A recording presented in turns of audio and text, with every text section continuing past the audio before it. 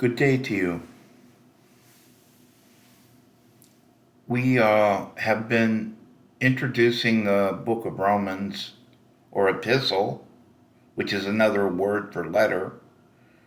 I think the word epistle is used in reference to Bible books because that was a particular genre of the time.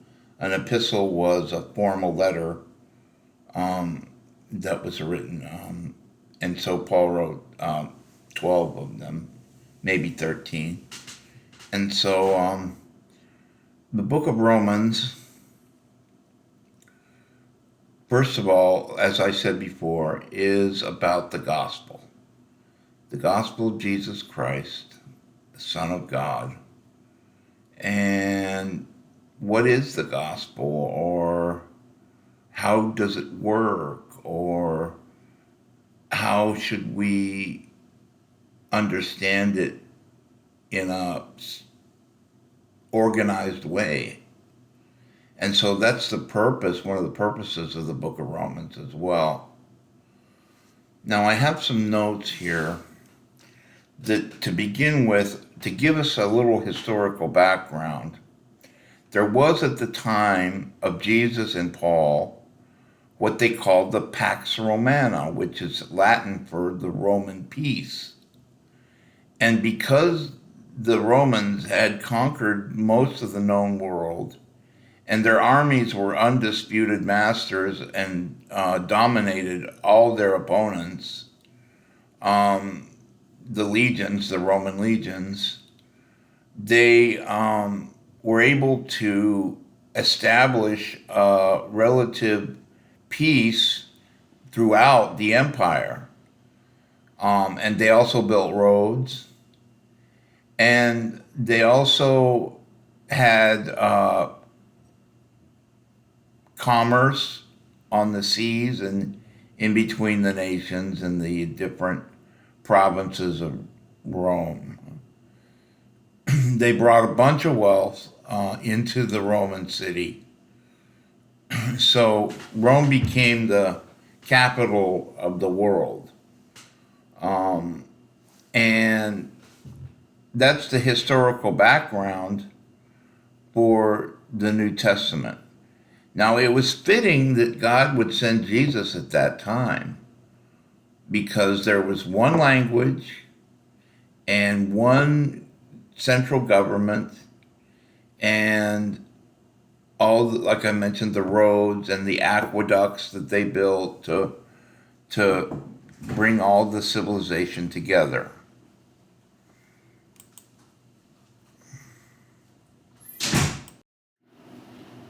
Not only did Jesus come at a opportune time, but Paul was perfect for the job that God called him to, because he was a Roman citizen, he was a Jew, he was educated in the law, and he spoke several languages, Greek and Hebrew. So he was very educated and probably one of the best writers of all time. So Paul had a unique calling and a unique ministry. Let me just read this quote from the New Testament Background, Dictionary of New Testament Background, available at InterVarsity Press. The complex realities of the Roman Empire, with ideals of strength, peace, clemency, the freedom of movement, times of prosperity, but also repression, both good and bad governors, form the political backdrop of the drama of the New Testament.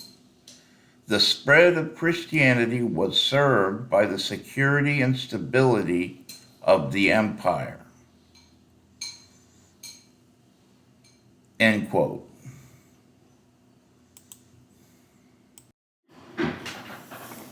Okay, so the first chapter of Romans, verses 1 through 17, is the introduction to the whole book.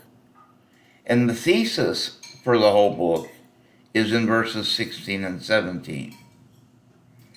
Now, we can unpack all this some other time. There would be a lot involved. It's pretty dense. But one item I'd like to mention in regards to within the greeting and the purpose and so forth, stated purpose, is this phrase of the seed of David, or of the descendant of David, some Bibles translate it. Now that means not only that is he in the lineage of David, referring to Jesus Christ, but he is the Messiah. Because the phrase son of David was a euphemism for Messiah.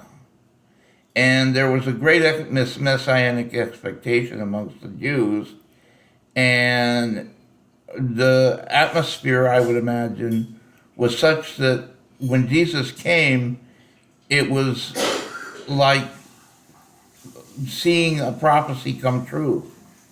And so this phrase, seed of David, in reference to Jesus, is the messianic hope of the Jews and the hope of the world, really. Allow me to read this quote from the Holman commentary on the book of Romans. The theme of Romans is the power of the gospel. By that we mean that it is the controlling idea in Paul's approach to the grand scheme of salvation. Without the gospel and without the power that the gospel is, not the power that the gospel has, there can be no salvation, no deliverance, no life. Everything that God wants for us is to be found in the gospel.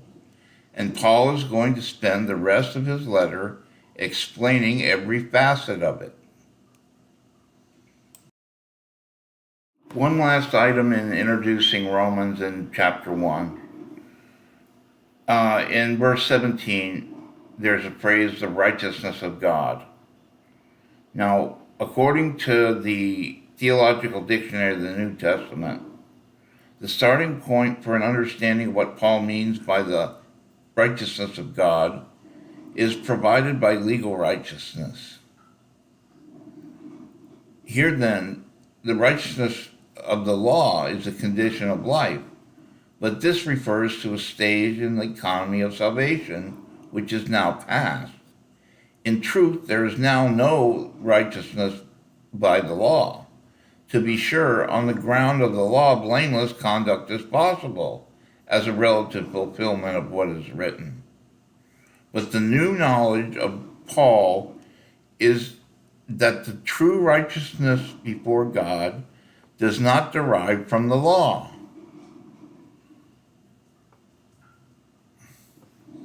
So those are some thoughts that you might mull over, and as you read this passage, verses 1 through 17, take note of how many times the word gospel is mentioned or implied, and how many times the word Christ or God is referred to, and try to find some key words. And if you want to go deeper, you can always look those up in your Strong's Concordance or get a definition in a theological dictionary. So I'm going to supply a bibliography so that you have references to follow along with the teaching. And one thing about Romans is you can always find a commentary, a good commentary on Romans. I can mention several, including one by Karl Barth.